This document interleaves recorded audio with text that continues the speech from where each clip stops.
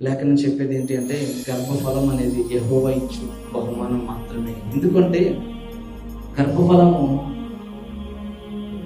అదొక వస్తువు కాదు. వారి మీద తల్లి గర్భమందు రూపింపబడక మునిపే దేవుడు ఏం చేస్తాడంటే వారి మీద ఒక ప్రణాళిక కలిగి ఉంటాడు. ఆ ఆత్మ భూమి మీదకి రావాలి అంటే వారి మీద ఉద్దేశం కలిగి ఉంటాడు. ఆ ఉద్దేశము దేవుని చిత్తం ఏదైతే ఉందో అది జరుగుట కొరకు ఆ తగిన సమయంలో దేవుడు ఖచ్చితంగా వారికి బహుమానంగా ఇస్తాడు. హల్లెలూయా. ఎందుకంటే మన సొంతం కాదు, కుమారులు మన సొంతం కాదు. దేవుని వాక్యం చెప్తుంది, పిల్లలు యెహోవా ఇచ్చు స్వాస్థ్యము. ఆ స్వాస్థ్యము వాళ్ళని చూసుకొని వాళ్ళ ముందు పెట్టుకొని వాళ్ళు మనకి ఏదో చేస్తారు, వాళ్ళే స్వాస్థ్యంగా చూసుకోవడం కాదు.